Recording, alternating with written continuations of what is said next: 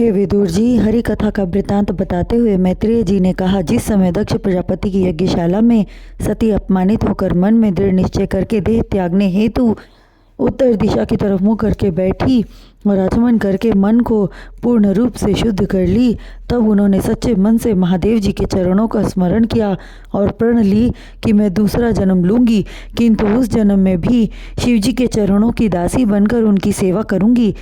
इस प्रकार विचार करती हुई सती अपने तन को त्याग कर दी और दूसरे जन्म में पर्वतराज हिमांचल की पुत्री हुई। उनके पिता हिमांचल ने पार्वती नाम रखा। जब पार्वती विवाह योग्य हो गई तो उन्होंने पूछा, हे पुत्री, तेरा विवाह किसके साथ करूं?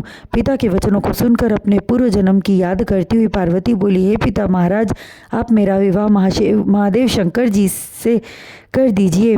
यह सुनकर हिमांचल बोले, हे पुत्री, शिव जी समस्त देवताओं के मालिक हैं, क्या वे तुझे स्वीकार करेंगे? पिता के वचनों को सुन शिव जी के प्रति अत्यंत प्रीति जताती हुई पार्वती बोली, हे पिता महाराज, यदि भगवान शिव जी मुझे स्वीकार नहीं करते तो मैं वन में जाकर तप करूंगी और उनके नाम का ध्यान करती हुई अपने इस तन का त्याग कर दूंगी।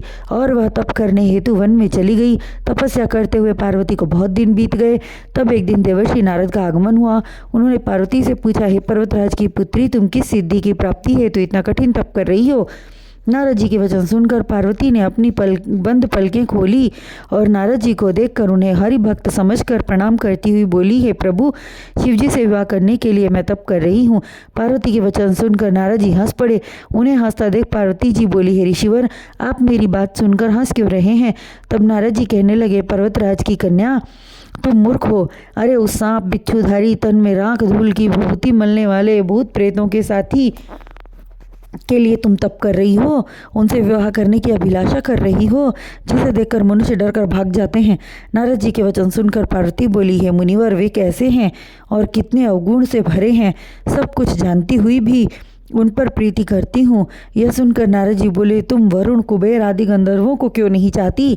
पार्वती बोली, ऋषिराज, मन एक होता है और अपने इकलौते मन को शिव जी के चरणों में अर्पित कर चुकी हूँ, इसलिए अन्य किसी की इच्छा अपने मन में कदापि नहीं कर सकती। पार्वती की वाणी में पूर्ण विश्वास और शिव जी के प्रति प्रीति देखकर नारद जी अति प्रसन्न हुए। वे पार्वती की परीक्षा ही तो लेने आए थे, अतः प्रसन्न मुख से बोले, हे पर्वतराज की कन्या, तुम्हें शंकर भगवान की प्राप्ति अवश्य होगी।